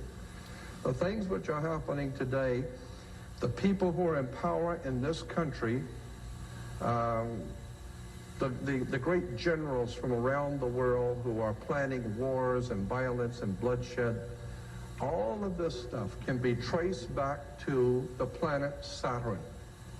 Saturn is a very... Love you, Julia. Very pivotal, important concept in theology and religion. And most people have never been told any of this and have no knowledge of it at all. But the planet Saturn is very important in world affairs, in theology. In the Islamic belief, the holy city of Mecca, which is in Saudi Arabia, Mecca has a Masonic circle, and within the Masonic circle is a square, because you got to do everything on the square, remember. You have a town square, you have New York Square, you have Vatican Square, you have Red Square, you have all kinds of squares. Why? Because this is Masonic, and it goes all the way back into the ancient world, the terms and symbols. Again, the planet is called the Black Square. It's called the Dark Sun, the Black Sun. This is what the Nazis and the SS and the Gestapo wore black. That's why priests wear black. That's why judges wear black robes. Why do you think a judge wears a black robe? He wears a black robe because when you used to graduate from university, you wear a black robe. Why black robes? Darth Vader wears a black robe. What the hell does a black robe have to do with anything? The judges wear black robes. You know, Supreme Court judges wear black robes. Black robes represent the priesthood of the planet Saturn, the Saturnalian Brotherhood. All you need to do is study Nazism, and you will begin to see that the powers behind the Nazi Party, the Thule Society, the Germanian Order, were all members of something called the Saturnalian Brotherhood, the Brotherhood of Saturn. Saturn was the god of darkness, chaos, and destruction. He teaches you a lesson. He will take your life if you don't listen to him. So consequently, Saturn was very, very important in the ancient world. So, just to make this connection, okay, it seems as if there's allegedly a specific country that's outside of America that behaves like that. That's like, if you don't listen to us, we'll take your life. I think allegedly there's evidence that leads to believe that's why Charlie Kirk got Charlie Kirked. Why JFK got JFK'd. Why Trump almost got trumped. You know what I'm saying? But yeah, guys, that's about it for today. I got shit to do. I got my sister and my mom are still upstairs just chilling the whole time I've been streaming. Oh yeah, one more thing. Real quick. Just real quick.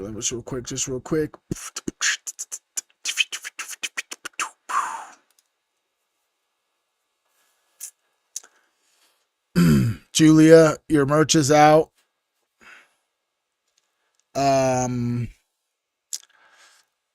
Yeah. Kelty, your merch is almost out. This weekend, Kelty's merch is going out. Please Kelty, message me and send me your address again. But if you want to support the channel,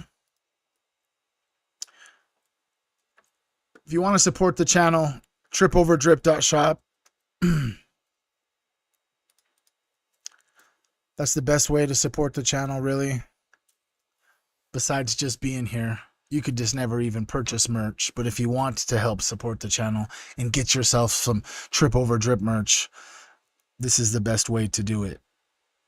Tripoverdrip.shop. I'm really only ever going to do this at the very end because I don't want you guys to have to feel like I'm bombarding you with like, hey, buy my merch in the middle of a stream, you know? I've kind of like took that from Candace.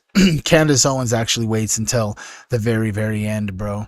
And I just was like, dang, that's probably the best way to do it. You know what I mean? Because if you're here live, then you already know what's up. And you hear hang out live, bro, you already know what's up. You know I got merch, etc., etc. But people who might not know who I am and see it later, I don't want to hit them with like a, hey, support me, send me your hard-earned money type shit. You know what I mean? I love you guys. If nobody's told you today, I fucking love you. I'm proud of you. All of you are all stars. You're shining so bright. You're shining so bright that you don't even know how bright you shine, bro. Take that, put that in your and smoke it. You know what I mean? You're shining so bright that you don't even know how bright you shine, homie. Tomorrow, you better be here. I'll let you know inside the Discord. Inside the Discord. Wait a second.